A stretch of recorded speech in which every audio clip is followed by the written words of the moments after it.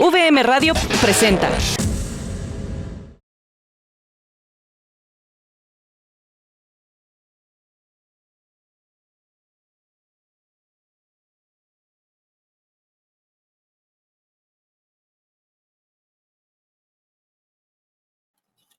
Muy buenas tardes, tengan todos ustedes. Mi nombre es Jorge Olano Galicia, rector de la Universidad del Valle de México, Campus Villahermosa. Nos da muchísimo gusto que nos acompañen el día de hoy a través de VM Radio. Constantemente, la VM abre sus puertas a expertos de distintos ámbitos para que compartan sus perspectivas sobre temas que complementan la formación de nuestros estudiantes y los preparan para una vida profesional. Esta tarde tenemos el enorme gusto de que nos acompañe el doctor Mario Luis Fuentes, director general de México Social. México Social es un proyecto, un programa multimedia cuyo propósito tiene el reflexionar sobre los problemas sociales que afectan al país. Esto con miras a incidir tanto en las políticas públicas capaces de garantizar los derechos humanos, como en el marco jurídico regulador de los derechos sociales. México Social ofrece contenido periodístico a través de la televisión, de redes sociales, podcasts y una revista digital. Actualmente tiene presencia en Canal 11, el periódico Excelsior y en su propio portal en Internet. En la ponencia que tenemos el día de hoy, y como parte de la labor que realiza en México Social, el doctor Mario Luis Fuentes compartirá con la comunidad de Universidad del Valle de México su perspectiva sobre distintos temas, incluyendo los resultados del Censo de Población y Vivienda 2020 y también los retos que enfrenta nuestro país ante la pandemia COVID-19. Así es que es un gusto darle la más cordial bienvenida al doctor Mario al foro de la Universidad del Valle de México. Antes de ceder la palabra, doctor, y público, a nuestro invitado, me permito dar lectura a su semblanza. El doctor Mario Luis Fuentes Alcalá es doctor en Teoría Crítica por el 17 Instituto de Estudios Críticos, maestro en Estudios de Desarrollo por el Instituto de Estudios Sociales de La Haya, Holanda, y licenciado en Economía por el ITAM. En la UNAM es investigador del Programa Universitario de Estudios del Desarrollo, coordinador académico de la especialización en Desarrollo Social, del posgrado de la Facultad de Economía, titular de la Cátedra Extraordinaria sobre Trata de Personas y profesor de posgrado en la Facultad de Economía y en la Facultad de Ciencias Políticas y Sociales. Mario Luis Fuentes fue presidente e integrante del Consejo Consultivo de UNICEF México, expresidente e integrante de la Asamblea Consultiva del Consejo Nacional para Prevenir la Discriminación e integrante del Consejo Consultivo del Sistema Nacional de Protección Integral de Niñas, Niños y Adolescentes. El doctor Fuentes es fundador y director general del proyecto Multimedia México Social y forma parte del Consejo Asesor Académico de Laureate en México, organización a la cual pertenece la Universidad del Valle de México. Doctor Fuentes, un gusto poder tenerlo esta tarde con nosotros. Muchas gracias por acompañarnos. Le cedo la palabra para que inicie con la ponencia titulada Censo 2020 y el desarrollo. Gracias, buenas tardes. Buenas tardes, muchas gracias por la invitación. Muchas gracias a Lauret y obviamente al rector de la universidad en Tabasco. Déjenme pasar rápidamente una presentación que elaboré. Pero déjenme hacer una primera afirmación. Todos ustedes, todos nosotros, estamos obligados a usar la información que el Censo 2020 presenta, porque nos permite tener una base común. El Censo 2020 es la información oficial. De hecho, estamos, y de las instituciones, sobre todo de gobierno, obligados a usar esta información porque nos da cuenta de la situación del país y nos permite tener una fotografía de la situación que vive el país. Este censo se levantó en marzo 2020 y permite, antes de la pandemia, y es importante que ustedes tomen nota, dar cuenta cómo nos encontramos. Entonces, si me hacen favor, voy a pasar una serie de diapositivas, más que nada para tratar de darles una noción de lo que desde la UNAM, desde el Programa Universitario de Estudios del Desarrollo, soy investigador y profesor de la universidad, como se ha dicho, estoy trabajando. La siguiente diapositiva lo que busca es darles cuenta de que vivimos en un cosmos social. Es decir, 7.000 millones de seres humanos habitamos este cosmos. 126 millones, de acuerdo al censo 2020, vivimos en este territorio, República Mexicana. De hecho, 2,5 millones están en Tabasco. De ahí que mi idea es mostrarles que lo social es inconmensurable. Es decir, es como lo humano. Lo social, sin duda, es una de las dimensiones más complejas que tenemos, más compleja que cualquier otra noción. Por eso a mí me gusta hablar que estamos dentro de un cosmos social. Dentro de ese cosmos social está, sin duda, nuestro país y sin duda cada uno de nosotros.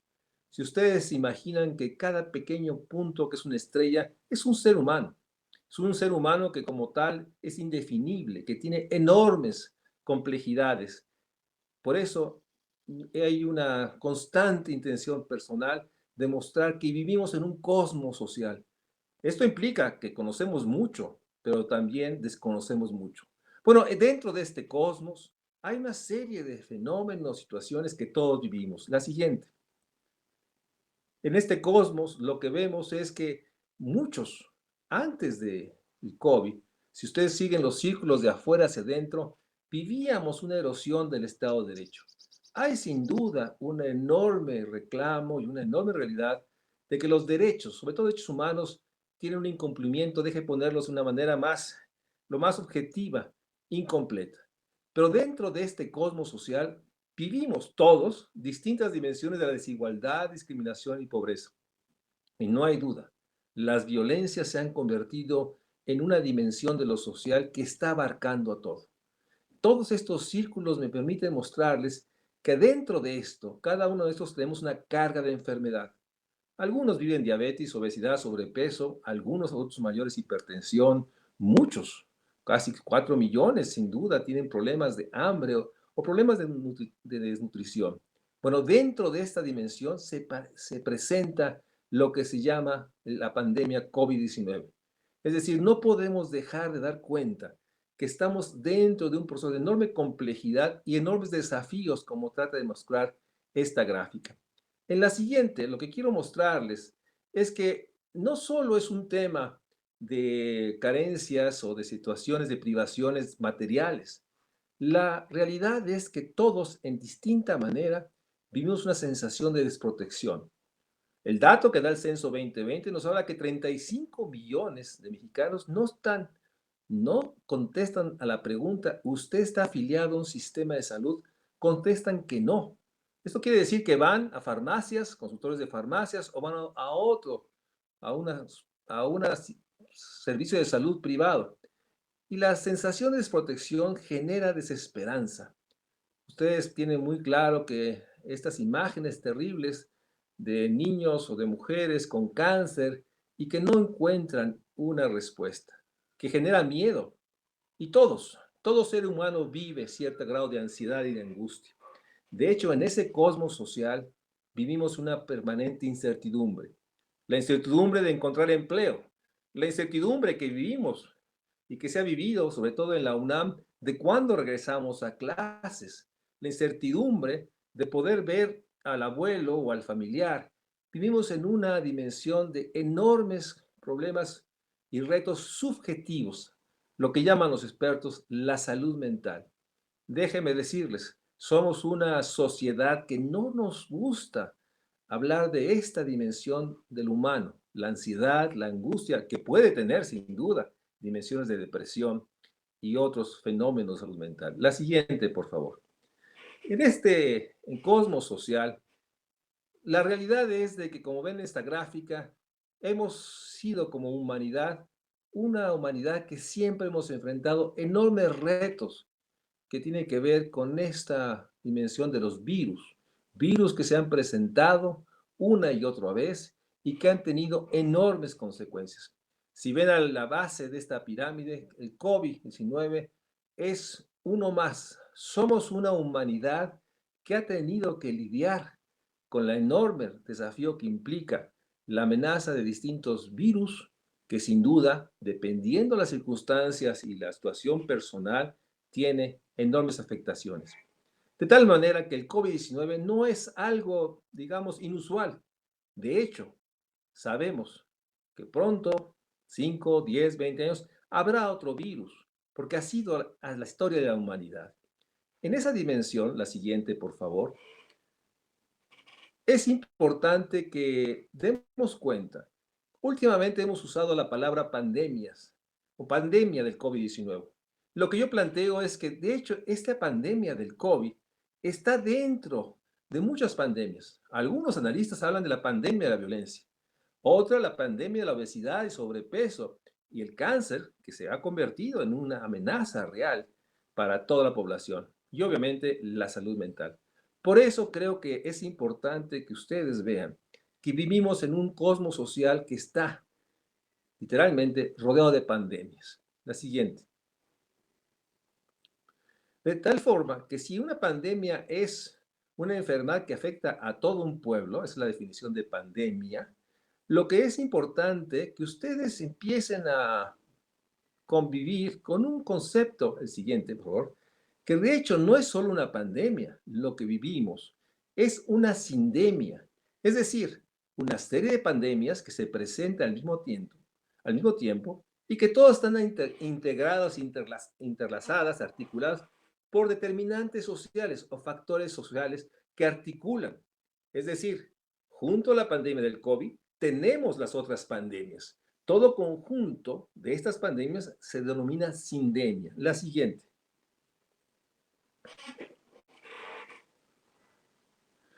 Bueno, la pandemia, obviamente, las pandemias han generado más enfermedad y muerte, más pobreza y privaciones, agravamiento del problema educativo. La siguiente. Que nos lleva a una cifra que es difícil de asimilar. 2020, si ustedes ven la pendiente de esa curva, en 2019 hubo 747,000 muertes. En 2020 la pendiente nos lleva a una cifra inimaginable. No solo por el COVID, por los homicidios y por muchas muertes asociadas a las otras enfermedades, diabetes, hipertensión, cáncer, nos lleva que por primera vez en la historia de nuestro país el número total de muertes es 1,050,382. Vean ustedes el enorme impacto que significa el 2020 para pensar lo social, porque esto que implica, lo que ustedes saben bien. Atrás de cada muerte hay mucho dolor, tristeza, hay duelos, hay una realidad de pérdida profunda. La muerte siempre ha sido un proceso común a toda nuestra especie, pero no deja de ser una dimensión de azoro, porque nunca hemos y nunca sabremos lidiar con la muerte, con la pérdida del ser querido. La siguiente. Esta gráfica lo que quiere mostrar es algo que muchas veces o pocas veces se ha dicho. Somos un pueblo, una sociedad que tenemos un rito. Acompañamos a nuestros seres queridos al momento del entierro. Hay un proceso de duelo en el cual esta imagen refleja la realidad del proceso que se inicia y que llega hasta la tumba, en el cual siempre va la familia o los amigos acompañándonos. Lo que quiero marcar con esto es la siguiente gráfica. Ha sido muy duro cuando miles, millones de seres humanos han sido enterrados solos. Muchos analistas plantean la realidad de que este entierro o este proceso de la pérdida en esta soledad que implica esta gráfica tiene graves problemas, obviamente de tristeza, de soledad y el proceso de poder procesar lo que implica la pérdida. Esta lámina, y les pido disculpas, pero a veces es más evidente la lámina que lo que yo pueda decir. La siguiente. Entonces hemos vivido una situación en la cual hemos tenido enormes pérdidas, pero aún así el país, el Estado, logró seguir consolidando el Sistema Nacional de Información Estadística y Geográfica. Esto nos permite tener datos comunes, el poder dar cuenta de las dimensiones del país. La siguiente, el INEGI, que es responsable, nos permite tener información para poder preguntarnos qué hacemos, cómo podemos enfrentar tanta muerte, tanta enfermedad, tanta pobreza, tanta desigualdad y los retos educativos. El censo debe ser la base para poder dialogar con una línea mínima común, de acordar que estas son las cifras que nos dan idea de la magnitud de logros, de desafíos y también la enorme realidad, y es un planteamiento que yo constantemente insisto, de que las políticas públicas, lo que se hace para enfrentar los problemas debe no solo mejorarse, incrementarse, articularse de una mejor manera. La siguiente. Bueno, esta es una cifra que repito porque es importante que ustedes tengan esta magnitud. 126 millones de mexicanos, 2.5 en Tabasco. Y obviamente, de estas muertes, hay una pregunta que no tenemos respuesta. Ha habido, sí, la cifra oficial son 205,000 muertes por COVID, pero también ustedes saben y han oído de las enormes secuelas de todos aquellos que han tenido COVID. No sabemos exactamente cuál es su situación de salud más biológica, pero tampoco mental. Lo que ustedes han ido, personas que pierden el olfato, que pierden el gusto, personas que tienen dolores, articulaciones, las consecuencias de la pandemia COVID dentro de un mundo de muchas pandemias no la hemos podido dimensionar. La siguiente. Bueno, este es nuevamente, hay un tema importante. Somos un país donde el 51% de la población son mujeres, 48% hombres. Hay algunas hipótesis, preguntas. Algunas personas, investigadores del Colegio de México o de la UNAM, sostienen que esta diferencia entre la tasa de masculinidad entre hombres y mujeres se debe a que en muchos lugares el homicidio a hombres, sobre todo jóvenes, ha sido enormemente corrosivo, de tal manera que esta proporción hoy tiene esta diferencia. Pero somos un país en el cual el 51.2%, 64.540.634 seres humanos son mujeres que viven en nuestro país. La siguiente.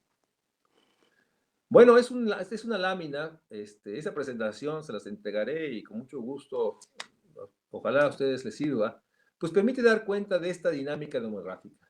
Si ustedes ven la línea roja, se dan cuenta cómo todavía entre 0 y 19 años hay a 2010 una población muy importante, pero crecen los jóvenes de 20 a 29. Y vean cómo la línea de 60 y más crece brutalmente. Un amigo dice que tenemos una demografía enormemente dinámica. Déjenme darles un dato que no está aquí. Cada año, si uno pone el número de nacimientos totales y le resta el número de muertes, cada año nuestro país crece demográficamente en alrededor 1.200.000 más mexicanos que nacen. Quiere decir que si estamos pensando si se murió 1 millón, que al año nacen 2.200.000 mexicanos. Para que ustedes tengan idea, el enorme desafío de darles vivienda, generar centros de salud, poder generar empleo, sobre todo esta población de entre 20 y 39 años, el poder generar pues, ciudades amigables, humanas. La siguiente. Obviamente, la población se distribuye y eso es la importancia del censo, en el que tenemos estas grandes zonas metropolitanas. 10 grandes zonas donde vive, ¿sí? Una población por arriba del millón de habitantes. Estas son las grandes ciudades que siguen concentrando la población. Vean ustedes el tamaño de Monterrey, 5 millones. O la comarca lagunera, 1,5 millones. O Guadalajara, 5 millones. Toluca, más de 2 millones. El Valle de México, donde yo me encuentro, 21 millones.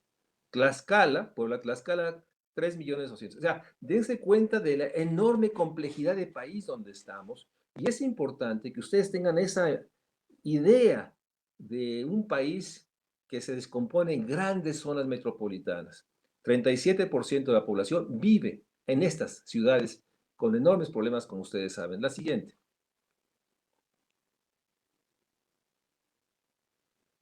Y obviamente existe en nuestro país 25 millones de habitantes que viven en comunidades, si se van hasta abajo de la lámina, menores de 2,500 habitantes. Hay 25 millones que viven en pequeñas localidades o localidades de menos de 2,500 habitantes.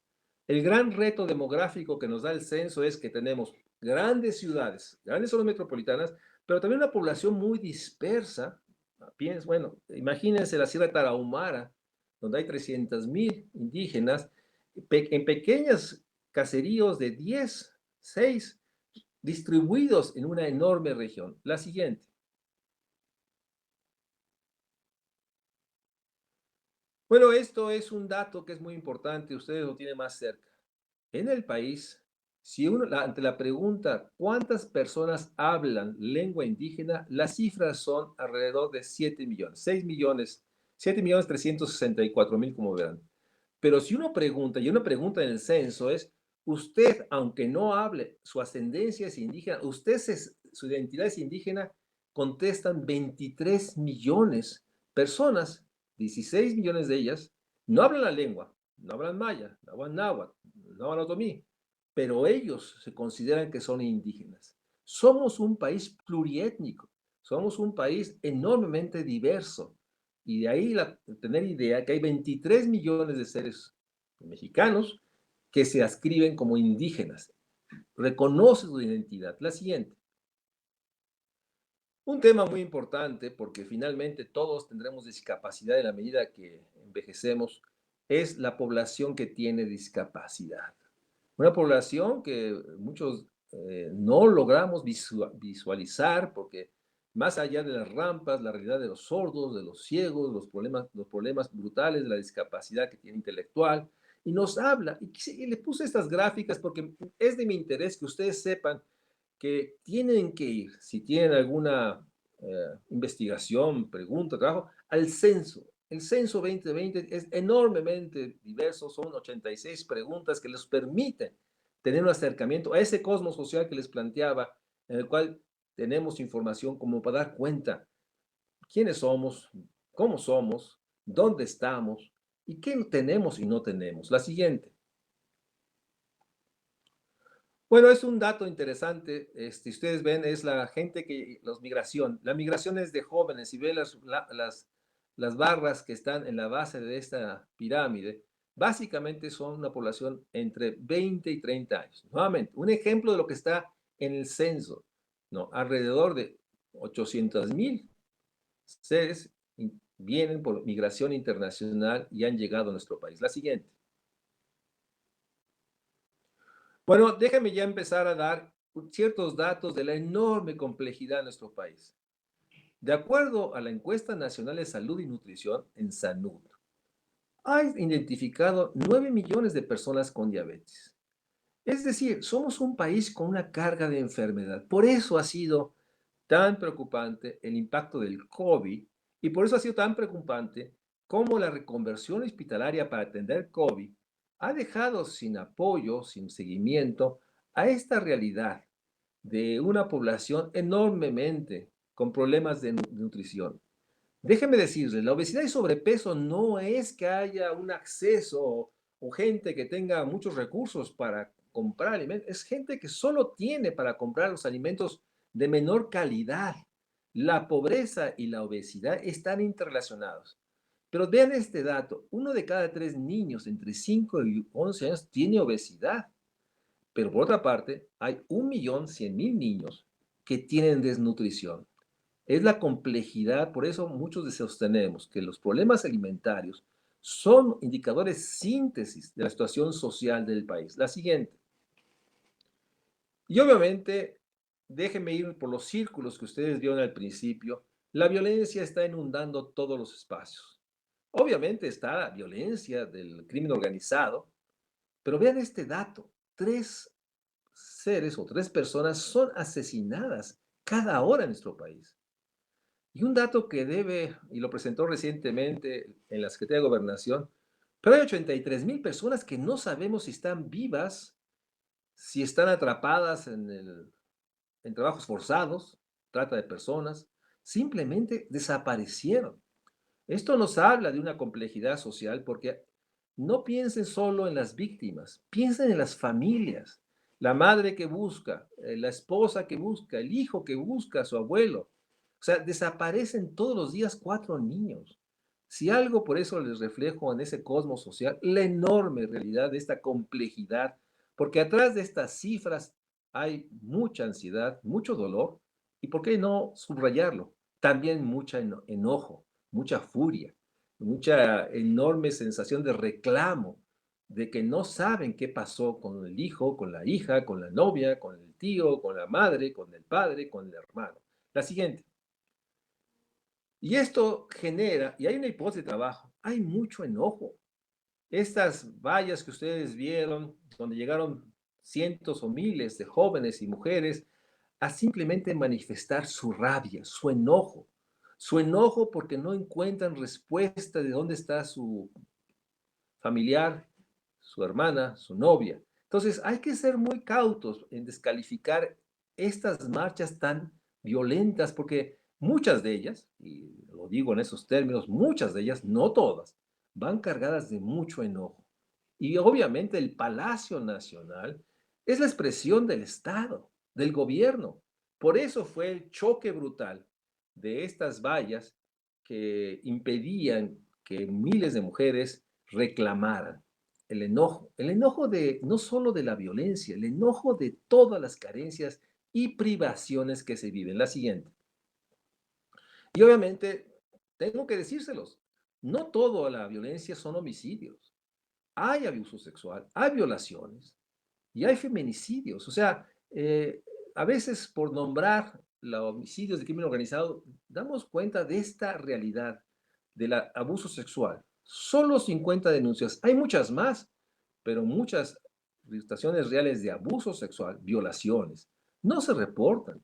No se reportan porque el Ministerio Público no es un lugar que dé seguridad, pero son dimensiones, por eso yo hablo de violencias. Y me gustaría que ustedes, entre otras cosas, si consideran, se den cuenta que hay que hablar de las violencias. Cuando hablamos solo de una, dejamos de señalar las otras. La siguiente. Y obviamente hay otras violencias. La siguiente.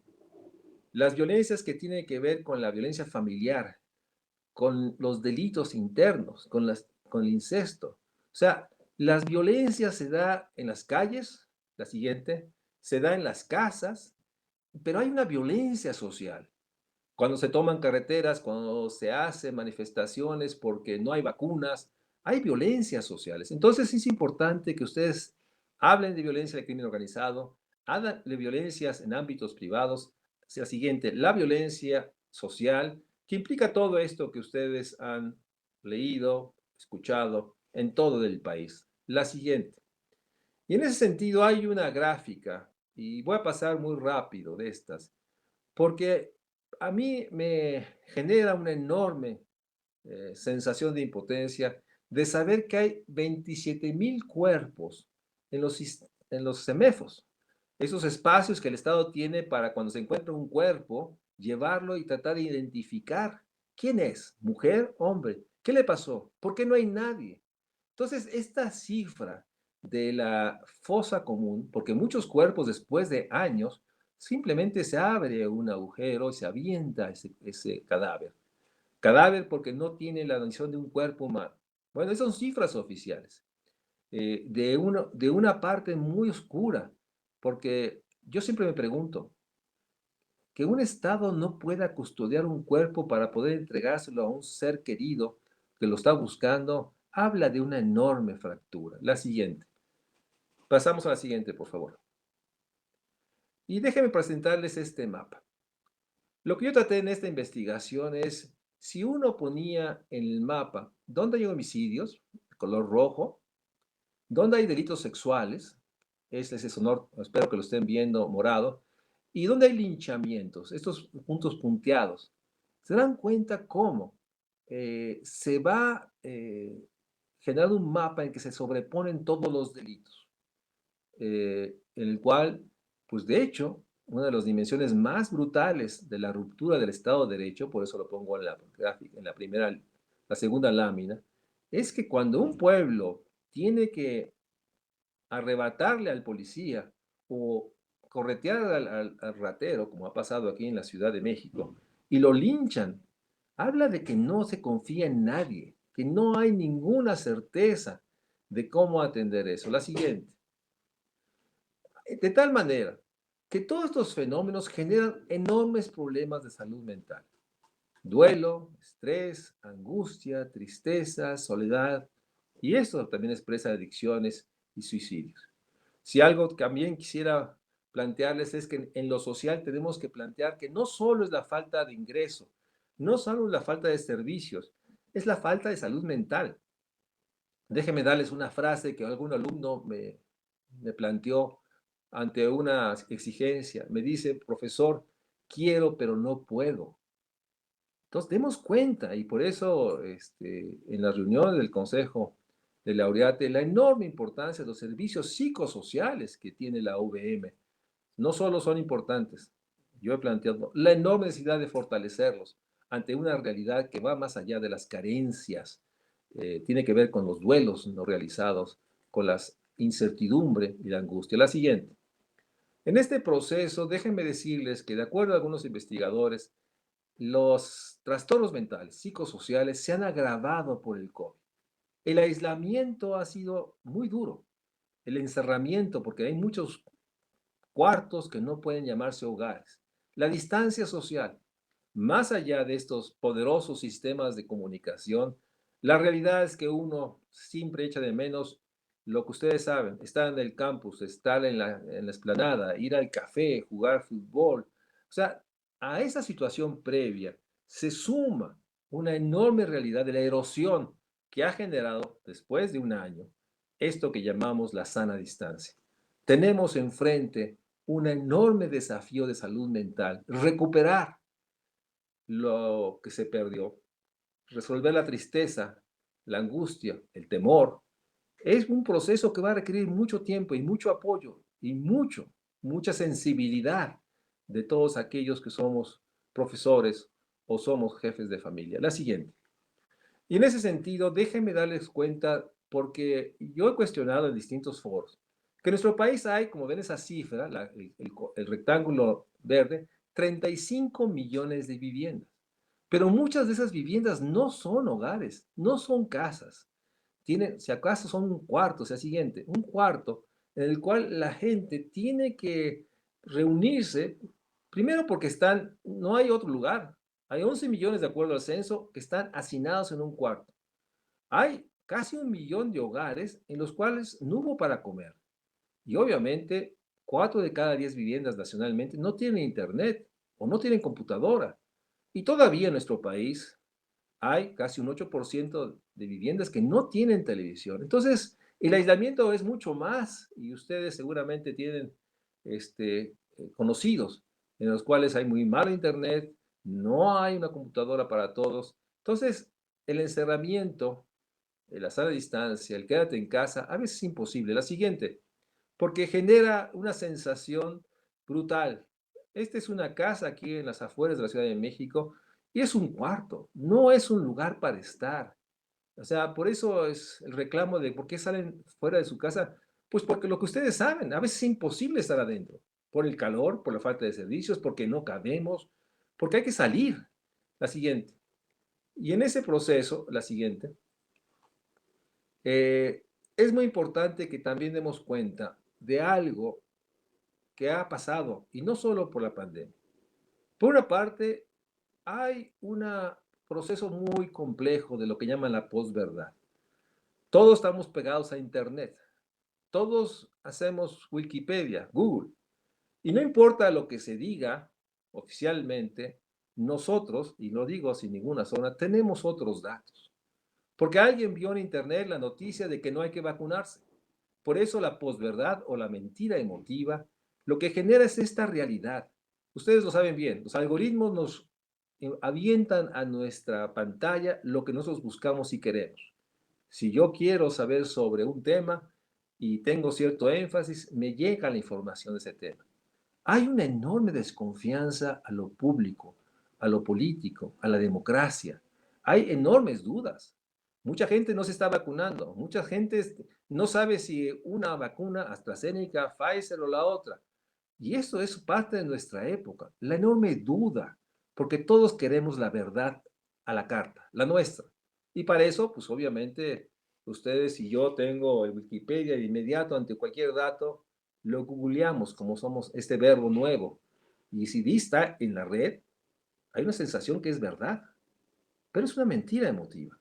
Entonces, hay poca valoración a la democracia, a lo gubernamental, a lo público. Siempre hay la opción de buscar su propia información. La siguiente. Y en ese proceso, déjenme decirles la pregunta que ustedes han intuido. ¿Cómo enfrentar las secuelas de estas pandemias? No solo la pandemia del COVID. ¿Y cómo generar mayor democracia, un Estado más fuerte que permita garantizar a todos? Es la pregunta que a todos los que nos dedicamos a la academia, a la política, planteamos. Necesitamos dar cuenta de la situación que tenemos. La siguiente. Y obviamente yo soy que planteo que necesitamos más Estado para construir mejores mercados. Pero eso se hace en democracia. O sea, se hace votando leyes, se hace transformando la Constitución. Se requiere más Estado, pero un Estado más democrático para construir más mercados. No es cierto el dilema de mercado-Estado. No, necesitamos mejor Estado para construir mejores mercados. La siguiente. Y en ese sentido, la gran pregunta es, ¿cómo construimos un Estado democrático? ¿Cómo logramos que este Estado democrático cumpla su mandato? La Constitución, artículo 3, dice que la democracia en nuestro país es un sistema de vida que busca el mejoramiento continuo de toda la población. Sí es elegir, sí es votar, pero es mucho más, un sistema de vida. Y ese hay que construirlo. La siguiente. Y obviamente la gran pregunta es, ¿cómo construimos ciudadanos, ciudadanas, que estemos dispuestos a cumplir las normas? Que no las evadamos o las rompamos simplemente porque sabemos o que no nos van a cachar o que no nos va a pasar nada. Finalmente, esta crisis del sistema de policías que pasó en Tulum y en todas partes es una crisis o es un dato durísimo. Porque si un país no cree en su policía, ¿en qué cree entonces? La expresión más clara de un Estado es su policía. Por eso es tan grave lo que ha salido en Tulum y que pasa todos los días en todas partes del país. La siguiente. La siguiente. La gran pregunta es cómo logramos fortalecer la democracia. Déjenme decirles, muchos de ustedes van a votar por primera vez. Ojalá lo hagan.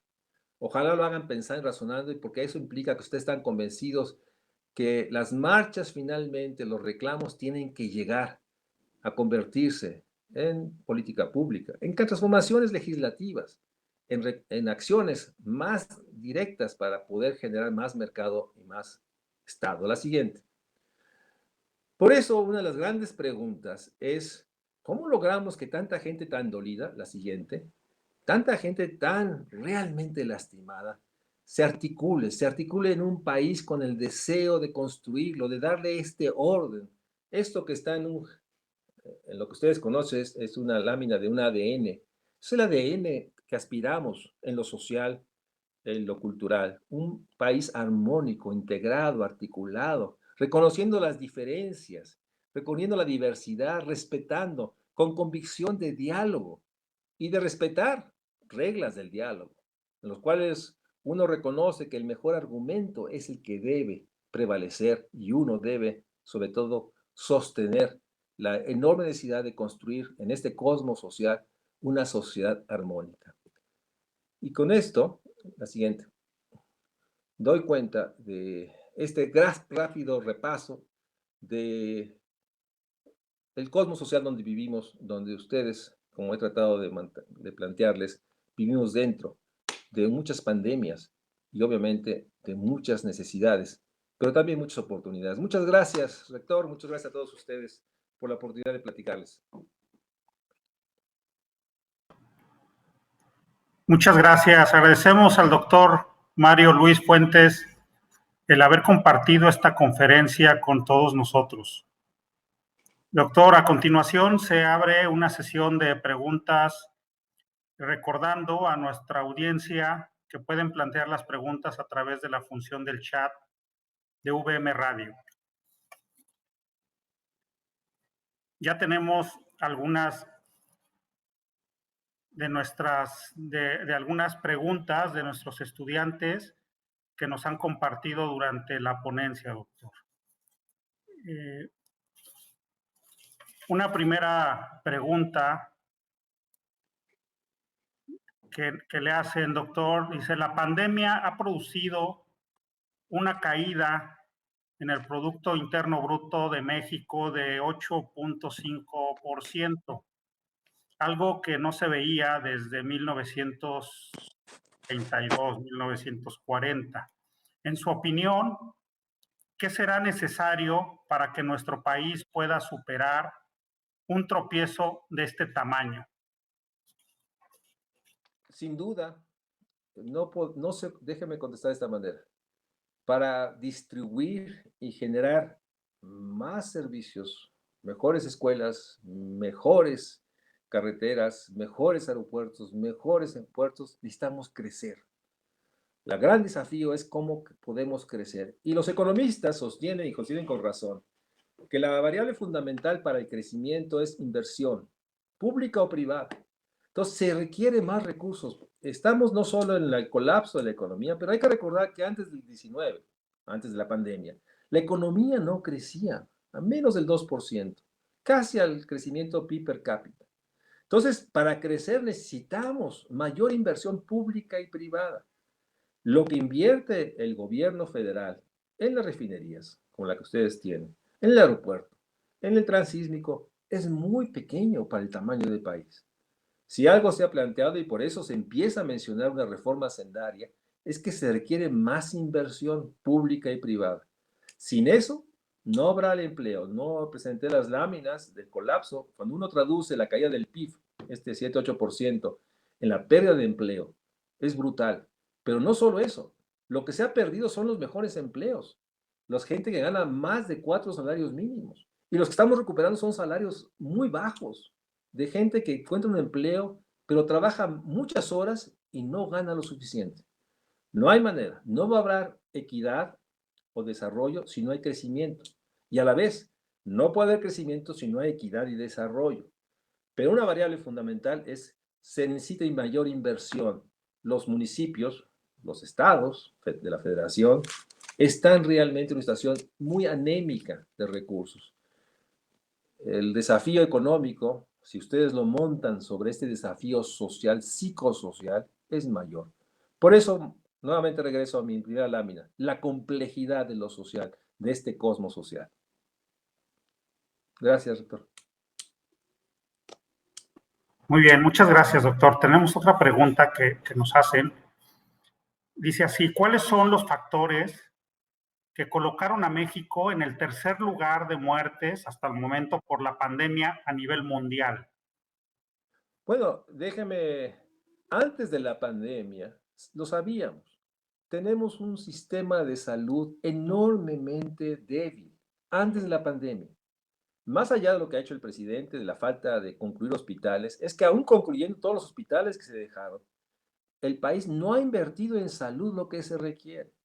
Los expertos sostienen que se tienen que invertir por lo menos un 7-8% del PIB. Cada punto del PIB, déjame decirle a los jóvenes, como 220 mil millones de pesos. En el país solo se invierte 3 puntos del PIB. Entonces, antes de la pandemia había un muy mal sistema de salud que fue desafiado por la pandemia. Pero antes de la pandemia está lo que llaman los sociólogos y economistas determinantes sociales de salud. ¿Por qué hay tanta enfermedad en nuestro país? Porque primera parte tenemos obesidad y sobrepeso, que es una expresión de la pobreza y de la falta de accesibilidad a alimentos sanos, inicuos, que permitan tener la ingesta necesaria. Entonces, los determinantes sociales tienen que ver con la pobreza, la discriminación, la desigualdad, la marginación, que genera una población con enorme carga de enfermedad. Entonces, el virus nos pega en un país que no tiene un sistema de salud robusto. Nos pega porque tenemos un país con enorme carga de enfermedad, con enormes problemas de pobreza y desigualdad. En ese sentido, pues déjenme decirlos, lo que se ha hecho, sin duda hay que reconocerlo, en las condiciones, más allá de lo que yo he escrito, de mi enorme cuestionamiento a que el presidente se rehusó a usar el cubrebocas, porque finalmente es la fuerza comunicativa más grande del país, pero es real. El país, dentro de sus enormes limitaciones, ha lidiado, pero ha generado exceso de muerte, no solo por el COVID, sino que la reconversión hospitalaria hizo que los servicios de urgencias, los servicios para detectar y dar seguimiento a tratamientos oncológicos o de hipertensión, se colapsaron. Por eso tenemos 1.020.000 muertes en el 2020, más allá de la tendencia que teníamos en 2019. Entonces, la pandemia nos hace visible en la enorme realidad de un país con enormes problemas de desigualdad, discriminación, pobreza y marginación. Por eso nos pegó tanto, porque finalmente estábamos muy mal parados cuando llegó el golpe. Gracias, doctor. Aquí nos hacen otra pregunta, una profesora de la universidad, donde nos pregunta, le preguntan cómo se visualiza el panorama de crecimiento en el sector agroindustrial. Pues ahí tenemos varias dimensiones. Primero, el país tiene un problema hídrico, falta de agua, exceso de agua, como ustedes han vivido. Entonces, las condiciones del capital natural está en una situación muy crítica. Tenemos la pérdida de suelos, los bosques, la enorme sobreexplotación de los mantos acuíferos y obviamente la enorme realidad de los problemas que genera el desafío de competir con otros países. Entonces sí estamos en una situación y parte de eso lo estamos viviendo que pese a que el país no ha crecido, tenemos un incremento en precios en alimentos básicos. Entonces, el país tiene una frontera agrícola de alrededor de 23 millones de hectáreas y esa frontera agrícola no va a dar más. Se requiere un gran programa de inversión de infraestructura para poder aprovechar y conservar y conducir el agua que tenemos. Necesitamos un gran programa de tecnología y de asistencia técnica. Y necesitamos un gran programa para poder realmente preservar nuestro capital natural para que se convierta en una enorme propuesta de regeneratividad. Sin duda, el problema de seguridad alimentaria es uno de los problemas que tenemos enfrente y que podríamos poner en los círculos que puse de desafíos y retos. Pero sin duda, el problema de seguridad alimentaria se refleja en este dato duro, la enorme realidad de que 1 de 4 niños viven en obesidad y sobrepeso y 1 millón de niños viven con hambre. Bien, doctor, muchas gracias. Nos hacen una pregunta más, todavía estamos en tiempo. Según datos del censo 2020, México está envejeciendo. ¿Qué políticas públicas serán necesarias para hacer frente a esta situación? Por ejemplo, ¿qué pasará con el tema de las pensiones? Pregunta. Estamos en el vértice, si ustedes se acuerdan de la lámina, en que estamos transitando rápidamente a un país que vamos a ir, un país con enormes problemas de pobreza, pero una población pobre, vieja y con grandes cargas de enfermedad, en la cual la gran porcentaje de la población adulta mayor de 65 y más no tiene una pensión. Los programas de adultos mayores que se inició desde el principio de este siglo 2000, sin duda es un apoyo bienvenido, pero insuficiente. O sea, el recibir 2,000, 3,000 pesos mensuales no saca a nadie de los grandes problemas de pobreza en la vejez. Entonces, este programa asistencial ayuda, pero no es suficiente. No es suficiente porque no tenemos otros elementos que se tiene que construir un sistema de protección social. Uno de los datos más duros es que sabemos que 1 millón de adultos mayores viven solos, no tienen a nadie, abandonados porque se murió todo y que requieren un sistema de protección, casas de cuidado, asilos, un proceso de asistencia, de salud. Entonces, realmente el programa de pensiones no solo es a los que ya tienen seguro social o tienen un sistema privado, pero la real realidad es que el 80% de los adultos mayores no tienen más que la pensión que les da el gobierno federal, que sin duda, insisto, es bienvenida, pero muy insuficiente. Y no tenemos infraestructura. Si ustedes ven en el censo 2020, en el total de manzanas del país, ¿cuántas tienen rampas? ¿O cuántos centros asistenciales? Porque hay un capítulo de preguntas sobre los centros de asistencia social, los 8,000 que se registran en el censo. Damos cuenta que hay muy pocos recursos para apoyar a los adultos mayores. Sin duda, al 2050, el cuidar, proteger, dar capacidades e integrar a muchos adultos mayores que todavía pueden ser enormemente funcionales es un desafío enorme de la política pública. Nuevamente, el gobierno federal, los gobiernos estatales están abrumados en el corto plazo, en tratar de, en el caso de Tabasco, de restaurar los enormes daños. Y tenemos que tener un planteamiento más integral. Yo he sostenido en otras conferencias que los programas de la 4T son grandes programas de transferencias, pero no articulan un sistema de protección, un nuevo sistema de bienestar. Pero eso no se puede hacer si no crecemos, y eso no se puede hacer si no fortalecemos al Estado en sus finanzas, y eso no se puede hacer si no logramos una nueva arquitectura para poder realmente construir una gran Secretaría de Protección Social que tenga, entre otras cosas, cuidar a los que no se van a poder sostener por sí mismos. Estamos hablando de una población muy grande que no se va a poder sostener por sí mismo, y no solo el ingreso, no tienen vivienda o una vivienda digna, no tienen acceso a salud para tratar su diabetes, su hipertensión. Entonces, es uno de los escenarios más catastróficos, pero sigo pensando que tenemos todo un espacio para construir una propuesta social que logre reconocer la enorme carencia que tenemos en proteger a niños y a viejos.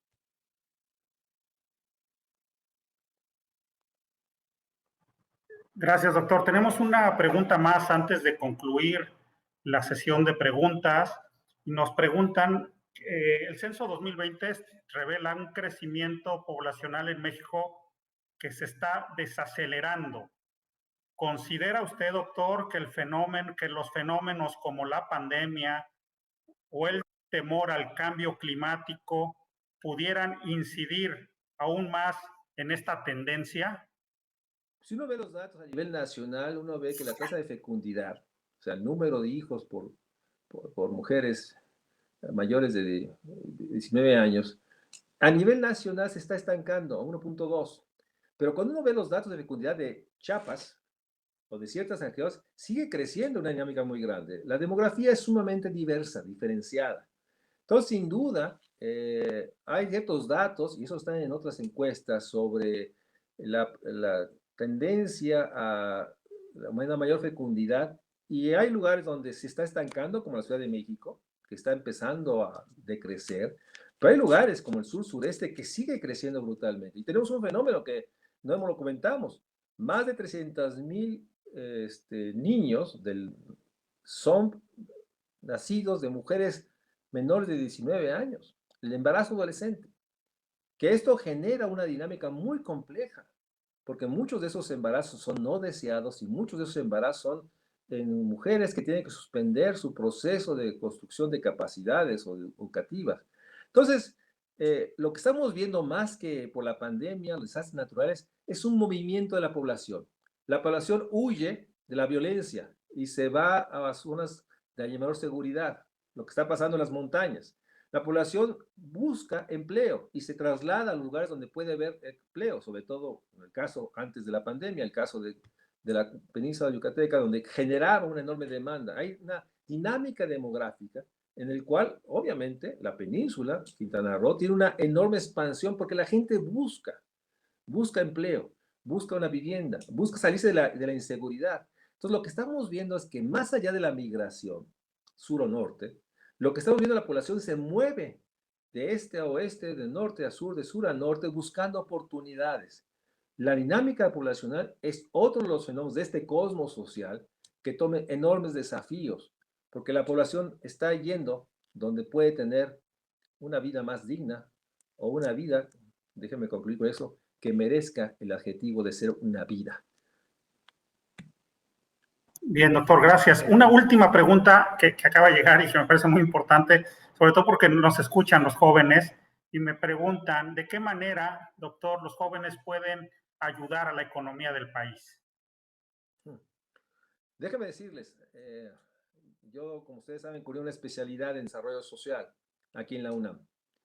En la UNAM tenemos un proceso, no sé si están enterados los jóvenes que nos escuchan, de que hay un reclamo por el nivel de sueldos de los maestros. Yo tengo una reunión con ellos mañana, con mis alumnos, y sin duda, yo creo que un enorme reto y desafío, yo diría primordial, es que los jóvenes hagan todo el esfuerzo por tener la mejor preparación. Así ayudan a la economía. Y por otra parte, déjenme decirlo, los jóvenes tienen que empezar a construir un consumo saludable, como dice el Objetivo de Desarrollo Sostenible número 17. Es decir, no podemos seguir consumiendo lo que los mercados nos ponen, un consumismo brutal. El nuevo aparato que no tiene más mejora que una nueva cámara, que nunca usamos, pero lo dejamos y compramos. Yo creo que la mejor manera de promover la economía es un consumo responsable, socialmente responsable.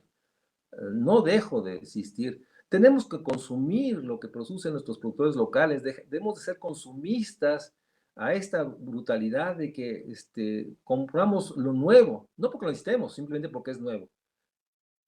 Obviamente, hay algunos que tendrán capacidades de generar ingresos o vincularse, pero yo sintetizaría este enorme reto que tienen los jóvenes. La mejor formación y dedicación al estudio y que nos den la mayor comprensión y de capacidades para enfrentar estos desafíos. Y dos, ahorita iniciar con un consumo responsable, que implica desde dejar de consumir, déjame decir lo trillado, refrescos o alimentos chatarras, pero también consumir lo que socialmente, sosteniblemente es necesario.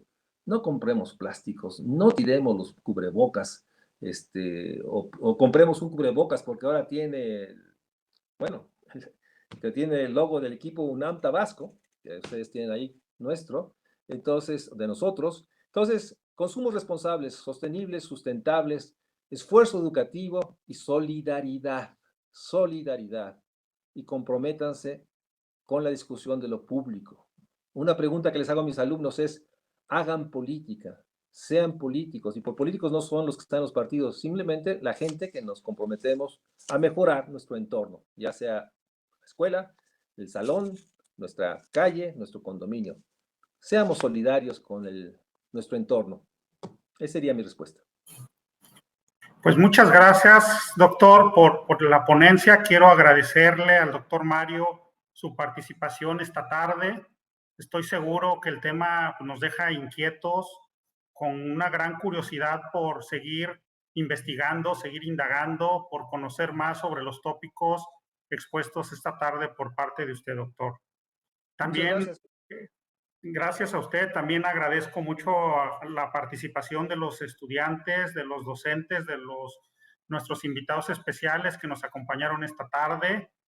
Así es como pues vamos dando término y concluimos el evento de esta tarde, doctor. ¿Algún comentario o algo que quiera mencionar? Solo agradecerle, señor rector, a la UVM, a Laureate, la enorme oportunidad de estar con ustedes y decirles, no sobra decirles, que obviamente yo soy el distinguido de estar con ustedes y estoy a la mano o a la convocatoria que me hagan, porque sin duda creo que es importante dar cuenta de la complejidad de lo social y sobre todo que los jóvenes vean este mundo de retos, pero también de posibilidades. Déjame decirles, la crisis siempre deja oportunidades y hoy tenemos una crisis y estoy seguro que la generación de VM va a tener un papel muy importante por sus hombres en realidad de que sin duda yo puedo atestiguar que es una universidad donde hay jóvenes comprometidos con su entorno. Muchas gracias. Gracias a todos ustedes. Muchas gracias. Que tengan muy buena tarde. Mucho éxito. Gracias, doctor. Gracias. Hasta luego.